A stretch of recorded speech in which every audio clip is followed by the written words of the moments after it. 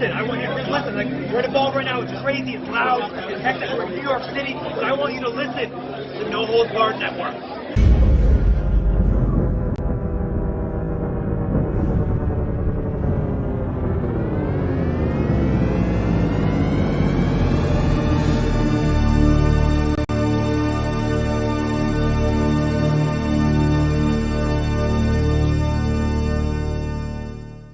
Enough is enough.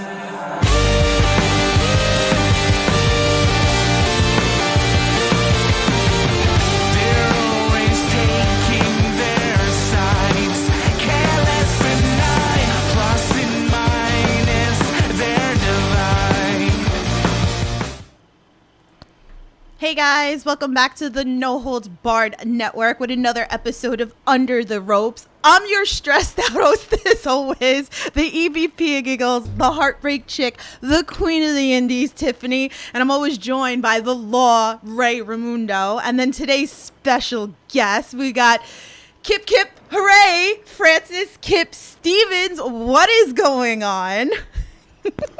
Nothing much. Happy to be on the show. Thank you very kindly for having me. So you do his chant, but you can't even give him his name. What? I'm so sorry. Yep, just give me 1 second. I'll do the proper intro here. My co-host does this every week, and we've done so many interviews by now. You think she'll learn? Okay. Once again, guys, thank you so much for watching this edition of Under the Ropes. As she mentioned, my name is The Law, Ray Ramundo, and we are joined by one tough nerd, or evil Kip. I'm not sure what he is today. This is Francis Kip Stevens. How's it going, sir?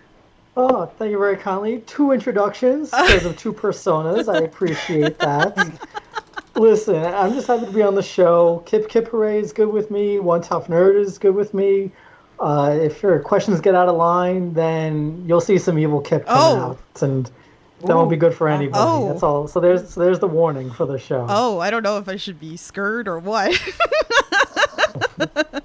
You will be. Now we have to watch out. Oh man, I'm nervous. Anyway, if you guys have not watched Under the Ropes, we interview wrestlers, referees, promoters, anything having to do with wrestling related. So we're going to get up close and personal with Kip today. So are you ready to do this?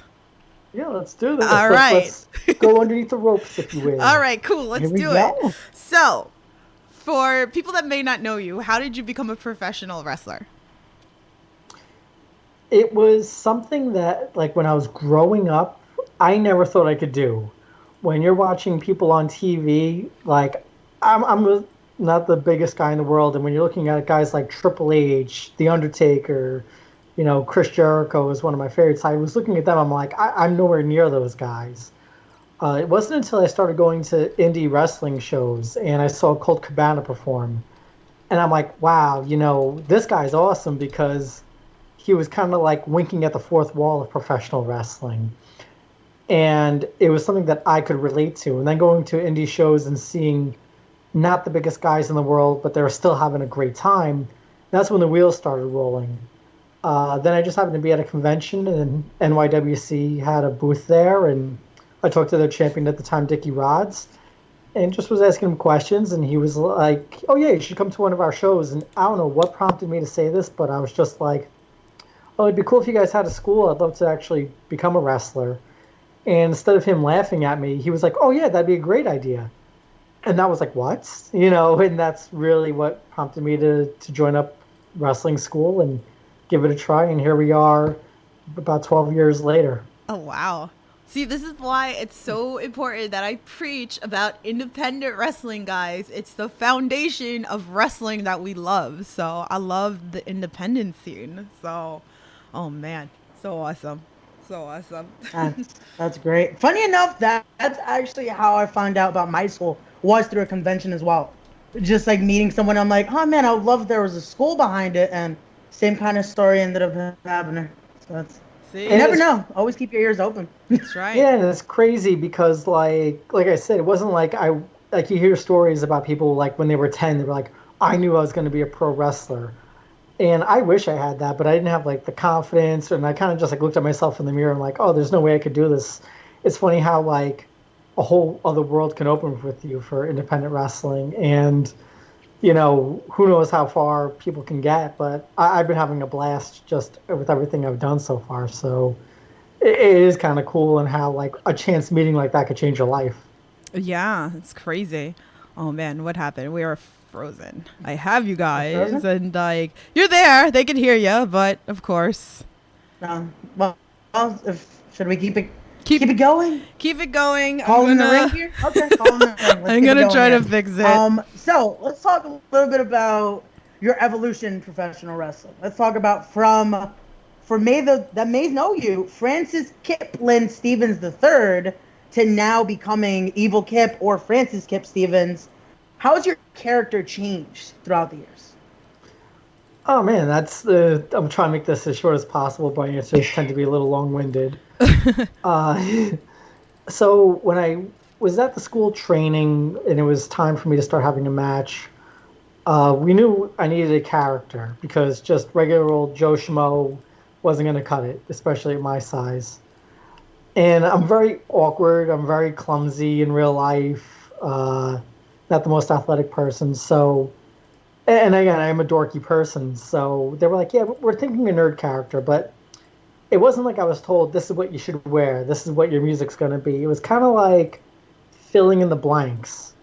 So I just kind of threw everything against the wall, like from, all right, this is what I should wear. Like, I think I should wear suspenders, a bow tie, blah, blah, blah. And then like, okay, then it started changing a bit to like getting a little bit more color coordinated. Then little things like changing my hairstyle to just stuff I would do in the ring. Just it was like a slow evolution process, and some people picked up on it, some people didn't. Even the One Tough Nerd thing, it was just because I was just doing every single show and had like these like I started having some crazy hardcore matches where I was a bloody mess. And the fans were the ones that started saying one tough nerd. And I was like, well, there's a t-shirt idea. And I started embracing that. And then I moved away to Oregon. And when I came back, I was gone for maybe like 6 to 8 months. Then when I came back, I kind of feel like things needed to change. And that's when I joined Creative Pro, Brian Myers and Pat Buck's school. And from there, I was like, okay, let's see what else I can do with this character. So I changed up my hairstyle a bit. I started teaming with CPA in the Breakfast Club, and that was like where I wanted to like do a little bit more as the nerd character. Like he was a very meek character. I was like, well, I got to be twice as crazy and over the top as I've ever been.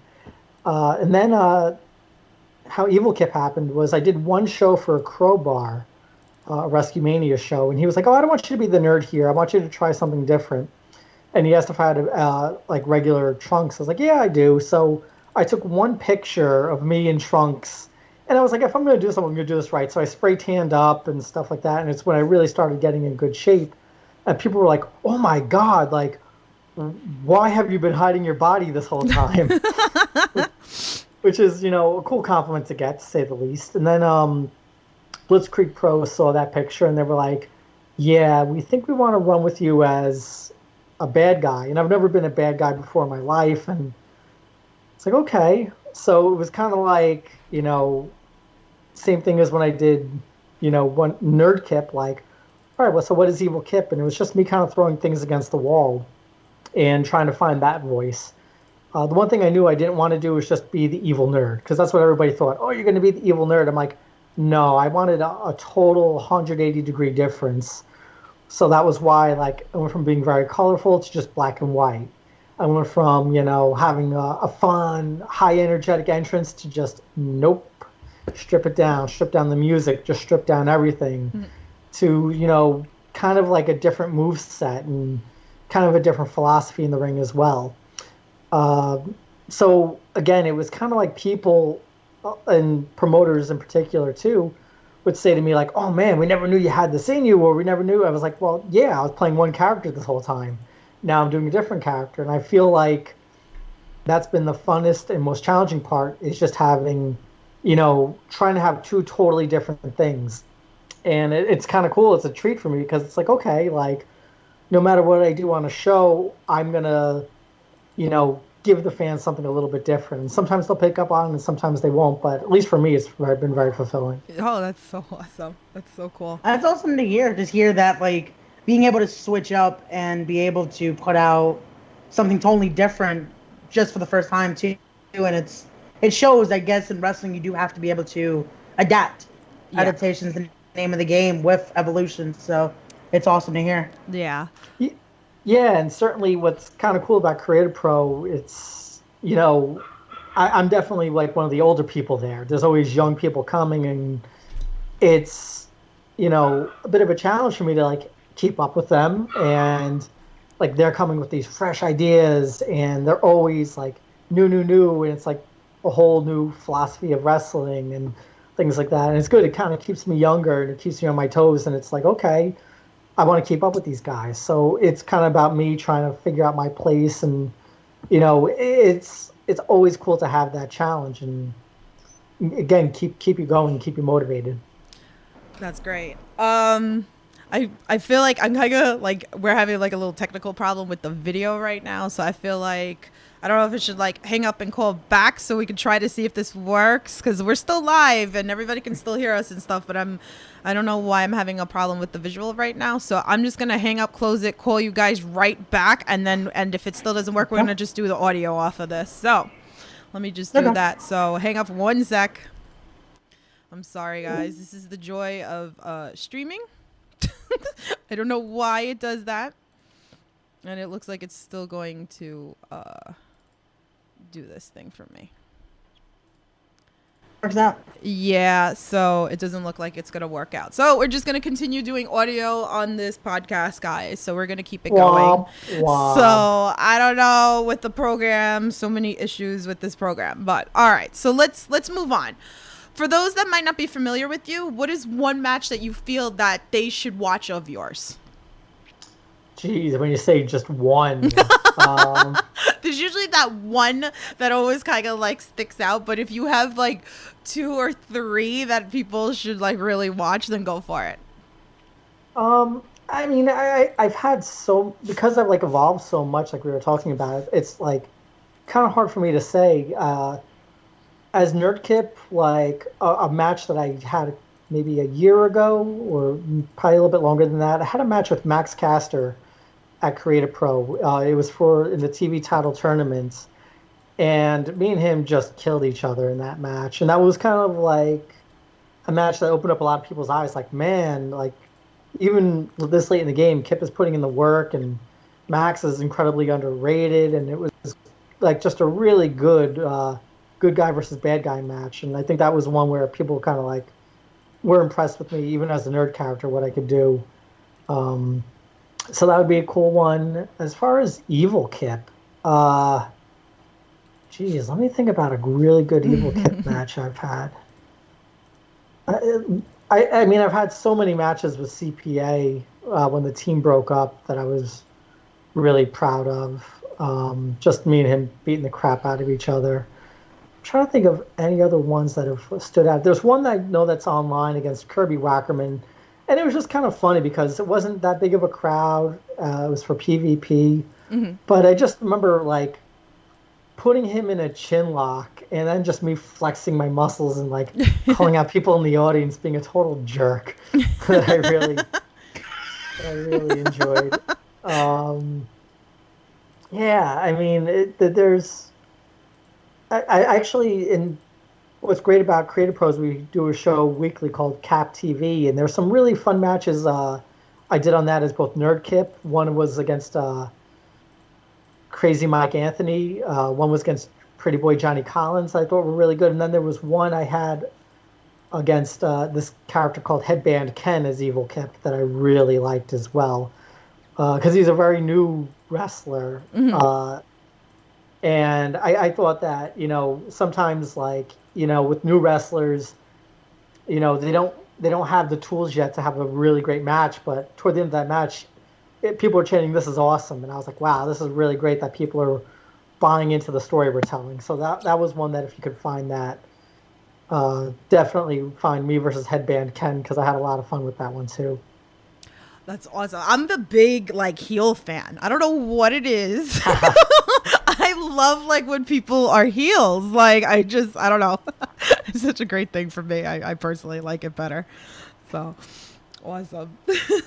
I think you know what it is really too with heels that you get that like it's more liberty to do stuff. As a baby face, you're forced to try to keep the rules, everything like that. As a heel, you have that leverage, so it gives you that little step of like you can move around in there, and I think that's what the crowd eats up.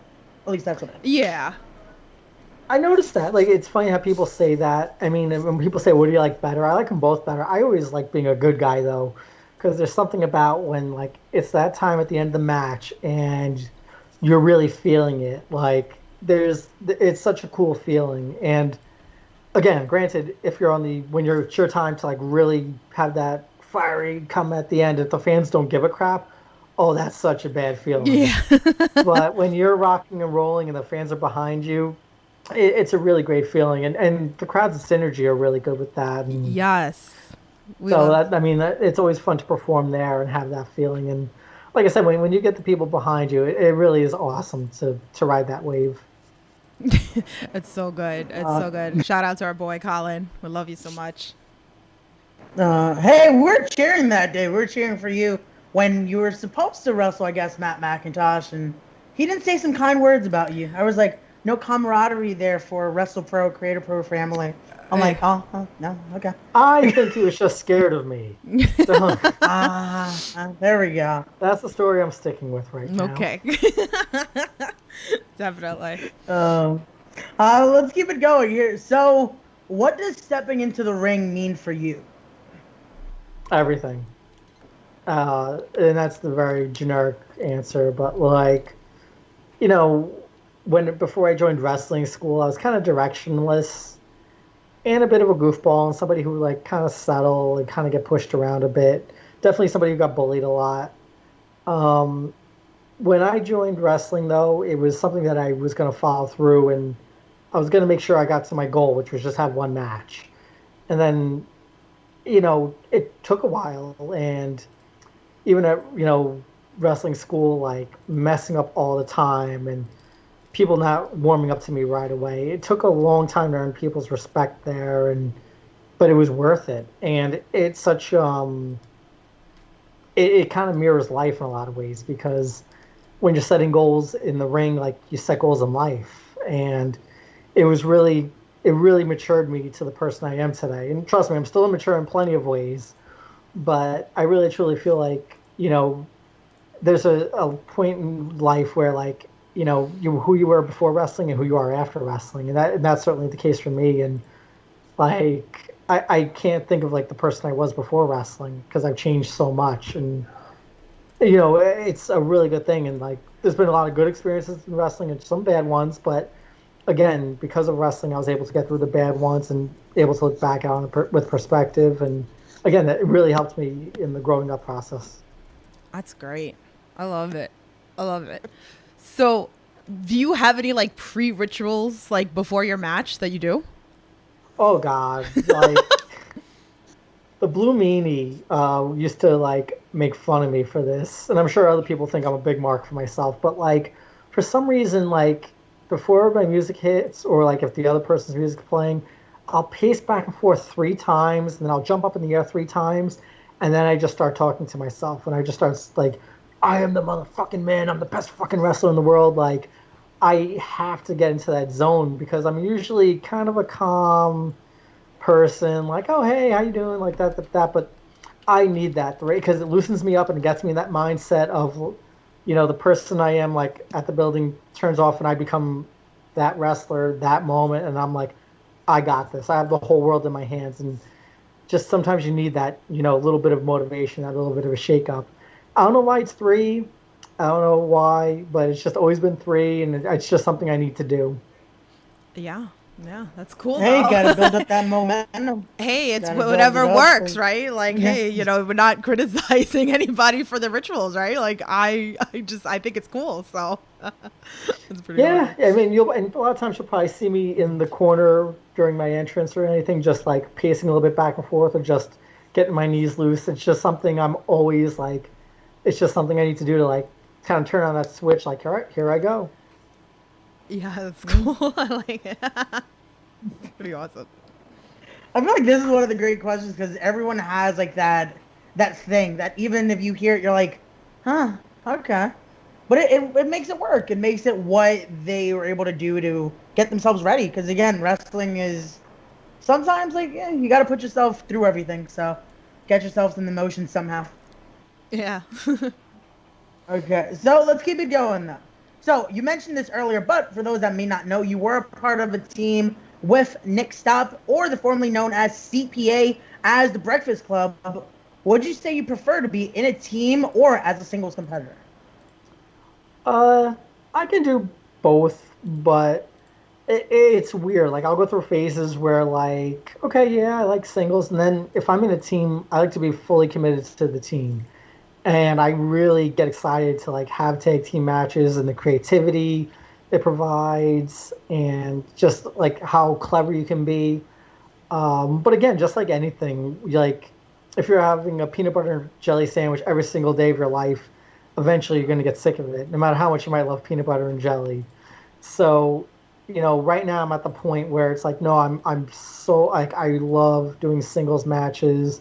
I love doing heel Kip, evil Kip. Like I'm really enjoying that because it's a change. Right. But when we were teaming, I had so much fun, and there was a lot of great matches that we had. Massage Envy comes up to the front of my mind, or Massage Force, whatever they wanted to be called.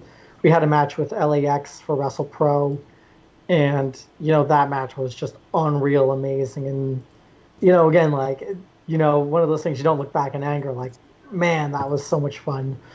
But again, you're asking me the question on today's date, so for today's date, it's I'm all about having singles matches right now. Oh, that's cool. I like it. But if the Revival wants to challenge me for a tag match, I will find a partner and I will gladly accept. Oh, who would be your first thought for it though? Like, who would be like your first go-to for a tag team? Would it be Nick, or would it be somebody else, or? That's a really great question. Because I haven't thought about teaming with somebody for a while. I had a match actually for Primetime Pro Wrestling with Rex Lawless. And he's somebody who I've been a friend with for so long. So I'll probably say Rex Lawless just because I love that big goofy guy. And he's great. I think that me and him could have a fun, if we want to, we could probably have a fun time teaming. But again, like you're asking me on the spot. Like if I thought about it, maybe I'll think of somebody else. Oh, I'll hear. If not for Rex Lawless, then I'll pick John Cena. Oh, okay. That's cool. Oh, there you have it then. Yeah. Oh, man. Dude, there you go. Okay, so again, this is a great question for fans that might not be aware. What move do you define as your finisher, and what made you choose this move? All right, so this is where we can do different characters. For One Tough Nerd Kip, I love doing the Meteora as my finisher. That's always been a cool one, like because it's more high flying, and I've done it in cool sequences, so I'll say that. Evil Kip, he likes doing that Snapmare driver, just ramming somebody's head against the mat and trying to knock their ass out. So those are my two finishers, and again, like that's where we talk about the different characters. I feel like a good guy can do something a little bit more flashy, but I feel like Evil Kip wants to do something a little bit more dirty. That's cool. Well then, that's good stuff. Okay, we have a fan tweet actually from our friend Chris. He says, "What is the toughest nerd nerd out about?" I had to like step back and re-say that. What does the toughest nerd out about? Yes. I would have to obviously say wrestling is something. I definitely nerd out about football during football season. Definitely a big sports guy. So if you want to know my teams, it's Yankees, Patriots, Knicks, Rangers. Knicks would be the last of them, though. Here's something I nerd out about. I nerd out about a good cup of coffee. Oh, I'm excited now. I'm all for this. You know what? There's something to be said just driving back from a show. I'll have to make sure I get off at my rest stop. If it's New Jersey, I'll plug Wawa. Wawa, sponsor me, please. Even though I live on Long Island, Yes! and there's none of you around, my heart still beats for you. We need a Wawa. We seriously need a Wawa around here. So they really do have good coffee, though. They really do. And there's something, if you've had like a good match, and I'm about to hit that road, just getting that cup of coffee in me. Oh, so I guess a good cup of coffee would probably answer that question. That's so good. Well, then that's a good thing to nerd out about. Too, Yeah, like, he just who made can't me enjoy nerd. a nice cup of coffee. He just made me nerd out. Like seriously. Yeah, honestly, like out of all the vices you can have, that's on the lower end of harmful things. And here's something that changed my life perspective. You know how people will say, "I need my cup of coffee in the morning." See, then I learned to change my life perspective. No, I enjoy my cup of coffee in the morning. It's something that makes me happy to start my day. It helps me embrace the day. It's something that I truly appreciate. And I even like appreciating my cup of coffee on the weekends at night. So right there, that's something that can change everyone's perspective. I love it. I absolutely There you love go. it. Yeah. Change your mindsets, people. Change your mindsets. Yes. It's all about the coffee. All right, let's keep it going here.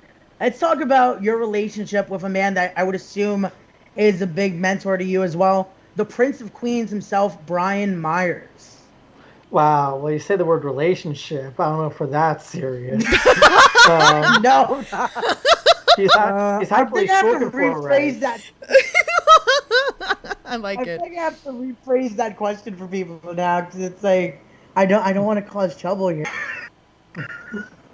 I'll speak to that. I definitely consider Brian a really good friend. The first time I met him, it was he was already with WWE, and it was right around the time he was going to debut as an Edgehead.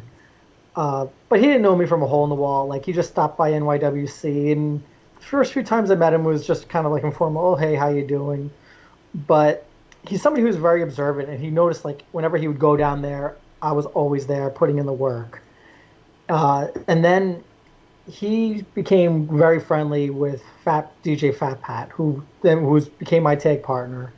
So Fat Pat started bringing me around when him and Brian would hang out. So that's how Brian got to know me better. And then there'd be, we used to call them secret training sessions, because Brian was currently still signed with WWE, but they weren't really using him on the road as much. So he'd come to NYWC because he wants to still be in ring shape. And you only have a select few people there. And you'd be usually me, Fat Pat, Pat Buck, Alex Reynolds, John Silver. Like, it was a very tight-knit group. So, again, through that, see, I'm a good wrestler, or in his opinion, a good wrestler. And again, that's how just a friendship is formed. Have a lot of the same music interests, not a lot of same sports interests, though. He's a silly Met and Jet fan. He started Creative Pro, and at the time I was very loyal to NYWC. But when I came back from Oregon, I knew I needed to make a change, so that was definitely one of the reasons why I made the jump. And again, from there, he's somebody who, as a trainer, I could go to him for anything, ask him questions, and he's always been very straight up with me. But then he will just have regular conversations, and he'll say things that, like, make me think about life differently. It's really cool to have somebody like that, as a friend, as a role model in a lot of ways. And again, like, this is something I'll give a little inside baseball. When his daughter turned 1 year old, he had me dressed up like Elmo for her birthday party. So that was a lot of fun, and I scared all the little kids that day. And it's Oh, yeah. man. But it's cool that, like, he trusted me enough to be at, like, a family function like that. So, again, like, he'll always be, like, a good friend with me no matter what. And it's cool to see all the success he's having, and, being able to send out a text every now and then, like, "Hey, man, congrats on this," and to know that it's not him rolling his eyes. It seems like it's appreciated on both ends. That's great. Awesome. Wow. Awesome. So are there some promotions that you have not worked for that you have your eye on that you'd like to work for? Yes, everyone that hasn't used me yet. I don't like to limit myself by all means. Like, it's really, I will wrestle for anybody, for anything. But I can't lie, like, Ring of Honor is a promotion I would love to wrestle for, just because they are the promotion that got me into indie wrestling. So just for the symmetry, I would love to wrestle for them at one point. Again, like the PWGs, like though that's a huge one. So any place really that'll have me. I can't lie, like before all this pandemic stuff started, I really wanted to wrestle in Canada, and that was something I didn't do, unfortunately. And I'd love to wrestle in Europe. I've never been to Europe, so I'd love to do 2 weeks, like a working vacation where I wrestle a few shows there, train a couple days, but then be able to see the sights or go to Nando's. I think that's a chicken place out there, but I would love to do both of that. So I guess again, and in WWE, I'd love to wrestle for them again. It's kind of all over the place. So I guess, I don't like to limit myself. Again, there could be a small promotion in a state I've never wrestled in, like Iowa. I haven't been to Iowa. So if there's a small promotion there, I don't care if they only draw a small amount of people, but if they feel like I can go in there and help them, I would love to do that. It's, I don't like to limit myself, but I definitely feel like to make it a little bit more specific, Europe, call me. I want to wrestle for you. That's cool. Oh, man. Yeah. That's cool. Well, I hope that happens. Definitely. I do too. So that'd be amazing. So everybody always says that they love to travel all over the place to wrestle. So it's kind of cool to see some of the people that have. So I hope for you that that does happen one day. So guys, if you're listening, book them. Yeah, seriously. Any place, book me. Shimmer Wrestling. I know you're an all-female promotion, but book me. There you go. Book them. Hey, you never know. Times are changing, right? Exactly. You never know. Any and every place, I'll be happy to wrestle for them, or do commentary for them, or just hang out backstage and make everybody feel better about themselves. Oh, that'd be cool to do commentary for an all-women promotion. Why are you laughing, Ray? I'm just enjoying. Yeah, no, it's cool. I love, this is why we do these interviews. So I love to hear the answers to it. So we have another fan tweet from our friend MGB Graham. He says, "What's the most evil thing evil Kip has done?" So he asked that question, and he also posted a picture. So I guess for him specifically, what I did was I took a picture with his young son, and when the picture was being snapped, I put my fist over his face. So now I personally felt that I didn't do anything wrong. I made the picture better because we highlighted the most important person in that picture, me. But I guess from his perspective, maybe it was him. Aw. I don't feel like you were doing anything wrong. What he didn't know, there was a fly right there, so you were punching it. That's all. It wasn't trying to. No, you weren't taking the spotlight. No. I was deliberately taking the spotlight. Let me clarify. I was deliberately making sure the picture was focused on this guy right here. There you go. There you have it. Well, I tried to help him, but there you go. Evil Kip doesn't need help. Evil Kip does what he wants when he wants. Ooh. There we have it. Okay. Let's keep it going. So, if there was one person you could face again in a heartbeat, who would it be? Face again or face for the first time? Again. This would be someone you already faced. All right. So 2 names came to mind right away, and I'm not just saying this because they're a little bit more well known, but Mike Mondo, somebody who I had a really great match with as One Tough Nerd Kip, and he is just a phenomenal wrestler, and he's somebody who definitely made me up my game in training and just all aspects. So he is somebody who I would love to have a match with as Nerd Kip, especially since I've grown, and again, I think that we could have another match where we tear down the house, and again, because he's so good, it's impossible to have a bad match with him. Another person that comes to mind is Trent Beretta. I've never wrestled him on a show, but when I got to NYWC, he was still there, and we trained a lot. And we'd have some practice matches, and again, they were just when I first started. I would love to have a match on a show in front of a crowd with him. I owe him a lot to why I'm still in wrestling, so he'd be somebody who I'd love to have a really good match with in front of people. And I'll throw VSK on there because he is the current Creative Pro champion. We had a match. It went to double disqualification. So I want that rematch, and I want the title. Oh, maybe we'll have it. Come on. Whoa. Damn. There's a challenge right there. I'm a little scared. I don't know. But by the way, there's some questions in the chat. We have our boy Jumbo Ref, Jimmy. He's in the chat. He said, Kip was my first trainer. Thank you for all your help.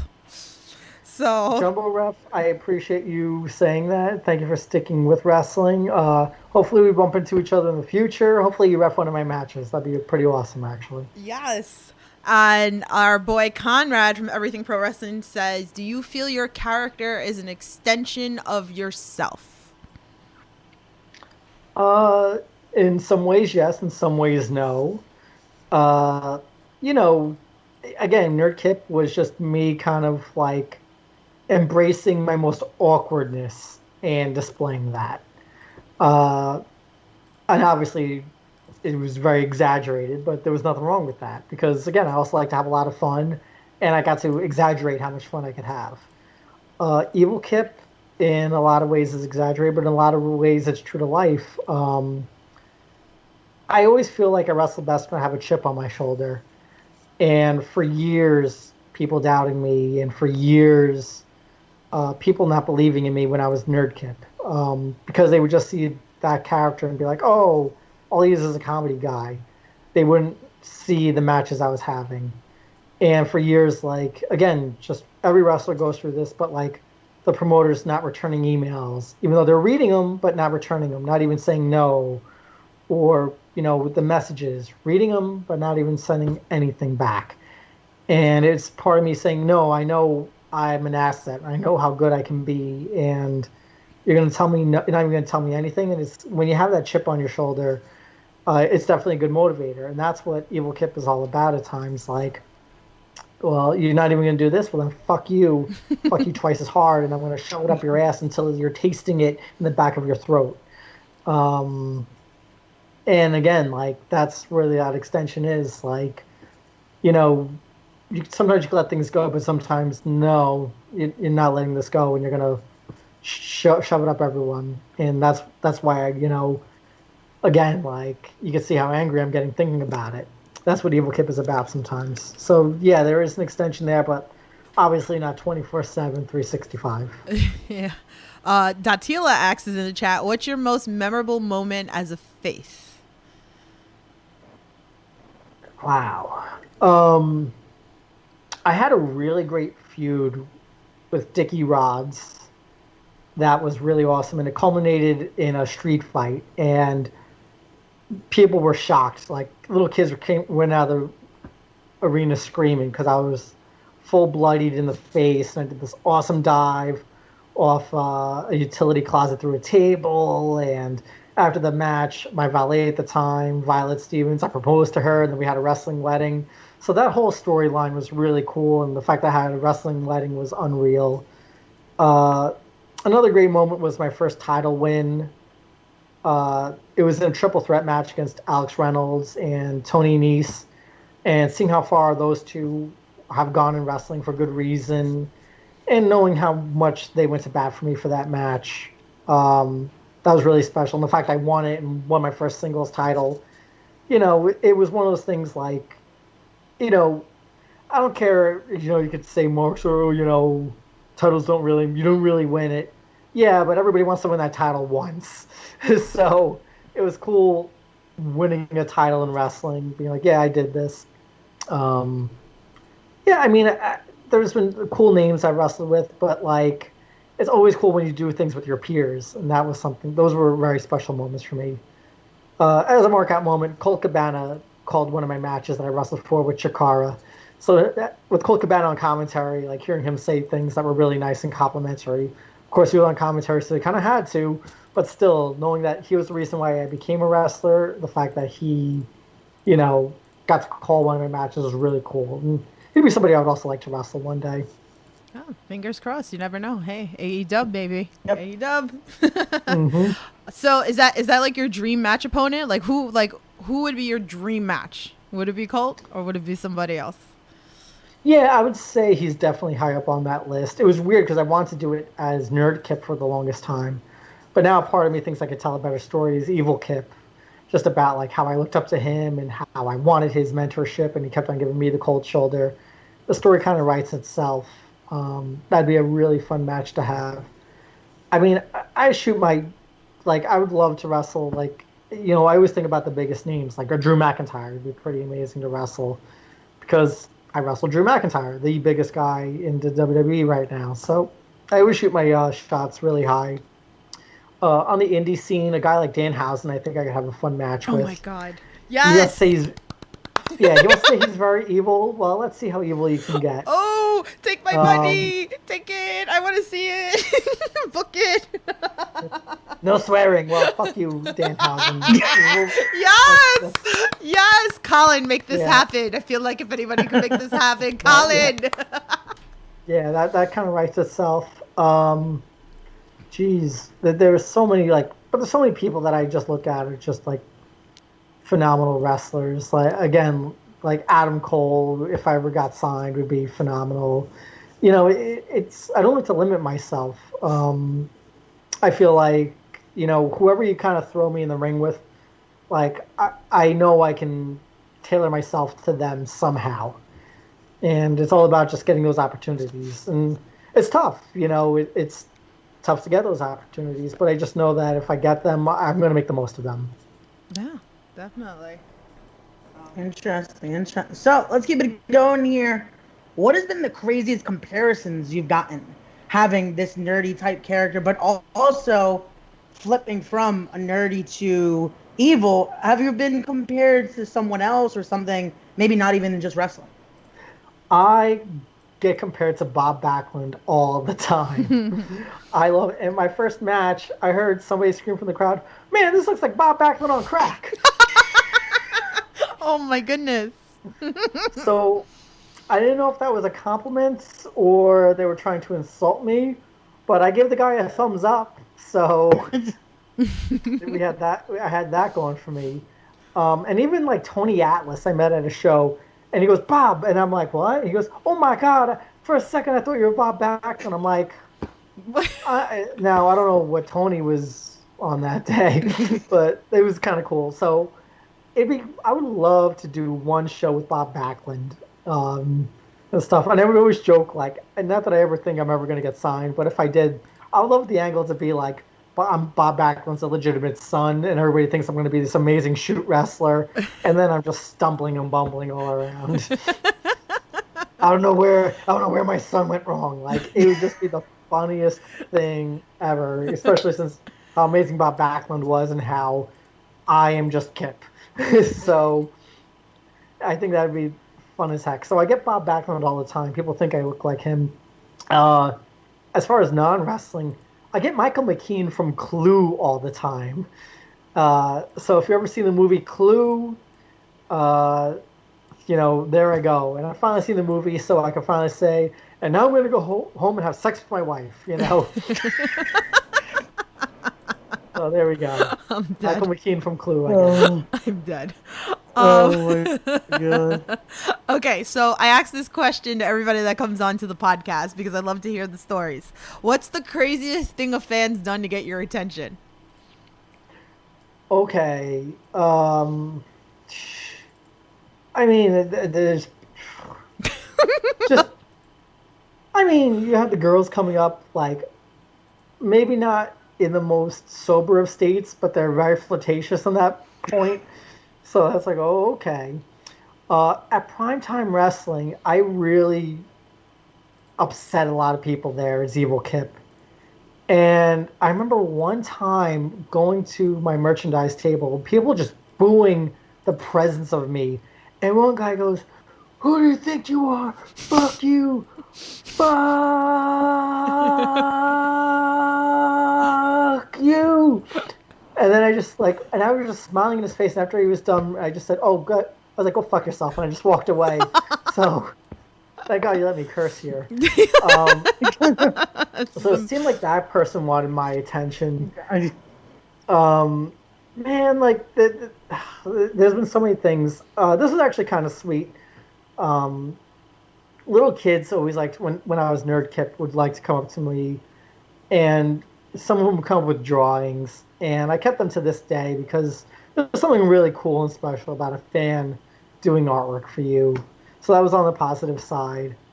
Uh, yeah, it's you can have some really cool interactions, some negative ones, and then you have some ones that you'll never forget. Like again, a person screaming very hard in your face, and you being able to turn it back on them. So I guess that it covers the full spectrum of crazy fan interactions. Definitely.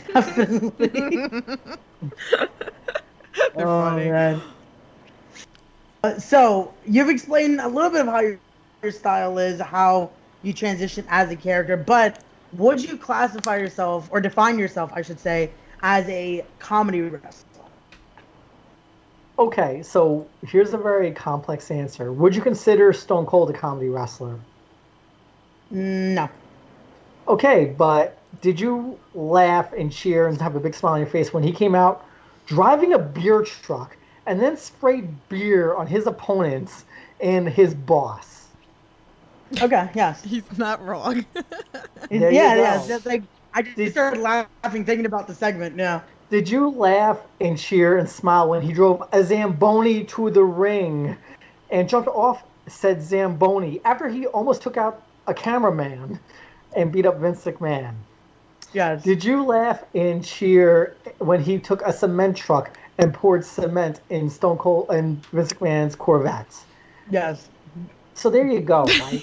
I never looked at myself as strictly as a comedy wrestler. I looked at myself as an entertaining wrestler. Okay. And that's the thing, like, I don't like to pigeon myself in any one box. Like, I always want to just entertain people. I could have a serious match and entertain people. I can have a match where I'm just strictly going out looking for laughs and entertain people. And that's the whole thing. I don't feel like any wrestler should box himself that way. Like, you always want to try and entertain people. So, again, was Stone Cold Steve Austin always 100% comedy? No, but he would be entertaining. So that was how I always looked at myself. Like, I was entertaining. If people wanted to just say, "Oh, all he is a comedy wrestler," that's their opinion, and they're absolutely entitled to have it. But I always looked at myself as being a little bit more part of a wider spectrum, and it was up to people to see that or not see that. Yeah. Awesome. pretty Great. cool. That's why I asked, because I wanted to see, because I feel like everyone likes to classify. Like, we classify, oh, if they're doing something funny, oh, they're automatically they're a comedic wrestler. But you guys do also have that you can do other styles. Like, we saw you in the ring the other day with a guy like Whisper, Right. and you worked a different style. You weren't just comedic and trying to get those easy laughs. So it's like that. That's why I asked you, what do you define yourself as? Yeah, and I don't get offended if somebody like says that, oh, he's a comedy wrestler. Like, oh, okay, like, that's fine. Like, if that's how you see me, as long as you see value in me, that's what really matters. But I always looked at myself as just entertaining. And again, like, I always felt like I could be entertaining for kids in the crowd. I felt like if it was a more rated PG-13/R crowd, I could do more of that kind of humor or that kind of entertainment. Like, I always feel like I could fit into anything. And same thing with Evil Kip. If it's rated R, then I'm going to go really evil and just be the biggest jerk I can be. But if it's a young kid crowd, I know I can't be flipping people off and, telling them what I'm going to be doing to their mom later that night. You kind of have to tailor yourself to whatever crowd it is. And that's like the best part about, wrestling. And at least with me and my characters, I feel like I can kind of be a little bit of a chameleon. And just like I have to tailor my wrestling style to my opponent, I can also tailor my antics to the crowd I'm in front of as well. Cool. Yeah. Awesome. Thank you for that answer. Great. Good answer. So, sadly, with the pandemic going on, what's kept you busy while you were outside of the ring?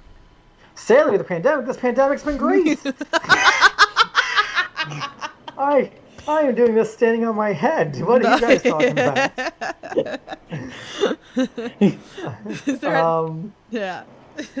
All right, so there we go with the jokes. But yeah, I mean, it's been a bummer. I mean, the biggest disappointment was like I was supposed to go to Tampa this year for matches, my first ever WrestleMania week, really, and then it was really disappointing canceling that. But I found time to catch up on some TV shows. Like I never watched Parks and Rec, so I was able to get through that, which was kind of cool. I'm almost done with Community, which was nice. I saw Watchmen. I've been catching up on a lot of movies. Unfortunately, most weekends, if I'm doing a show, I really don't have a lot of time for myself. And with my Clark Kent job, it really is tough to find the time. And going to the gym as much as I do, even home workouts, I've still been able to do, not as intense, sadly, but, it's still a time consuming thing. So it was kind of nice having some weekends to, catch up on the little things that I was missing out on. But that being said, I'd much rather be on the road wrestling and getting punched in the face. Of course, I guess. Well, we missed you, and we're so glad, like I said, that we got to see you at Synergy. Was that 2 weeks ago? Has it been 2 weeks already? Yeah. Oh my Yeah, give or goodness, take time flies, man, when you're having fun. So. Well, I mean, again, this has been the longest march of my life. Yeah. That's what it feels like. It's August in what, a few days? And I feel like it's crazy. sometimes it feels like the year's like this, but then it's like, what? Okay. I know. Yeah. All I do remember is just the chops, which I'm gonna not look at them at the moment. Which someone on this call. You have the most oddly shaped body in the history of bodies. My hand was contorted afterwards, it didn't understand what it was hitting. It's just what's going on here? I'm dead. It almost got absorbed into your essence. Poor. The fact that everyone that chopped me tried to chop that bad, that then it's like, oh, my hand hurts now. I'm like, who told you to hit me that hard? The joke was on all of us. Hashtag Chop Ray Day. So 7-Eleven is officially Chop Ray Day. It's not Synergy Day. It's Chop Ray Day. Just so you guys know. Oh man. Let's keep it going though. So, my last question here: what is the end goal for Francis Kip Stevens? What would you like your legacy to be? That's a really great question. I mean, I have tons of personal goals, and some of them I'll probably hit, and some of them I probably won't. But I want my legacy for the fans to be whenever we watch Kip, we know he tried his hardest, and that he gave it what he had, and it might not have been the best match, but that he tried his hardest. And for the fellow wrestlers I wrestled with, I want them to know that Kip always gave everything he had for us. One thing that with Creative Pro is, I'm able to keep the building open for advanced class. And a lot of times, some of the kids will want to be there past closing time, and I'll do that for them because I want them to get better.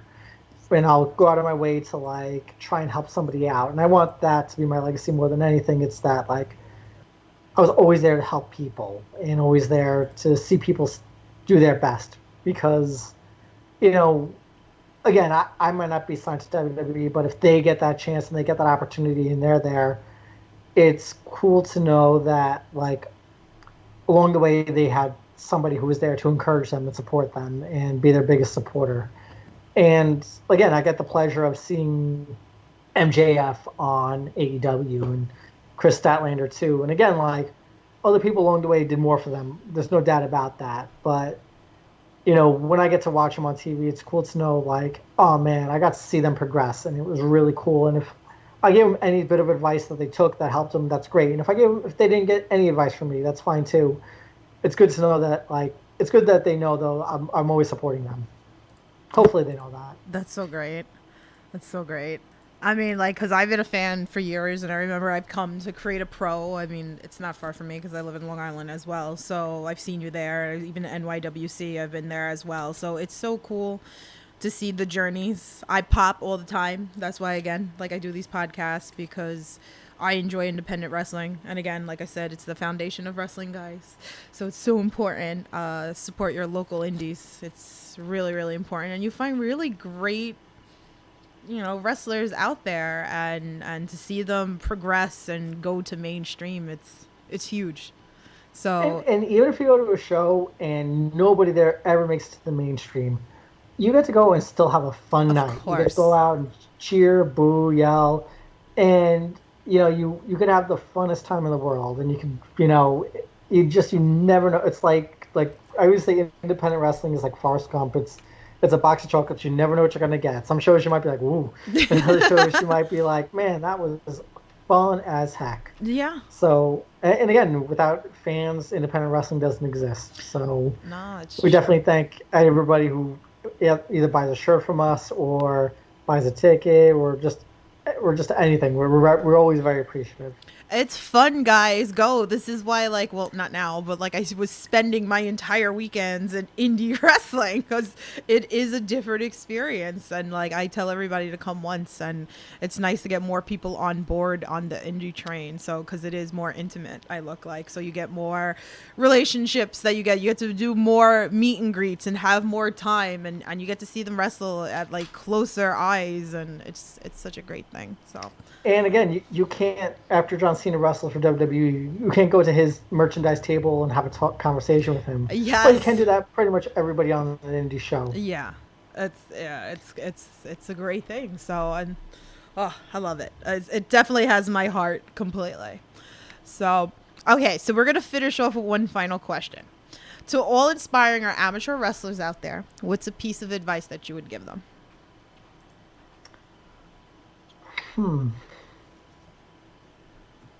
I mean, Jerry Lynn gave me this advice when I asked him something similar. He's like, you're going to have to love wrestling with all your heart and soul. And it's funny because people learn very quickly the difference between like a lot and love. It's hard, it's grueling, but if you want to do it, go for it. You don't want to be somebody who later on in life looks in the mirror and says, oh, I should have tried it when I had the chance. Like, again, if I didn't take that leap, I wouldn't have had the memories I have. And certainly when I first started, my goal was just to have one match, and I didn't expect anything from me, but last year I was able to have 2 matches on WWE TV. And I never in a million years would have thought that. And even if those were my only 2 matches for WWE, that's something that's never going to be taken away from me. And it's the friendships I've made, I can't thank wrestling enough. So, if you're going to get into it, you know what you're going to have to do. You know it's going to be tough, but if you have that inkling, just go for it. Follow your dreams. You never know what they are. And again, that's not just for wrestling. If you're somebody who wants to be, an artist, go for it. Try your hardest. If you want to be in a band, go for it. Try it. You don't know where life is going to take you. And when you get into it, just give it your all. That's amazing. So, and thank you for that. So, can you tell everybody where they can find you? So, I have all your links below, guys, but tell everybody where they can find you.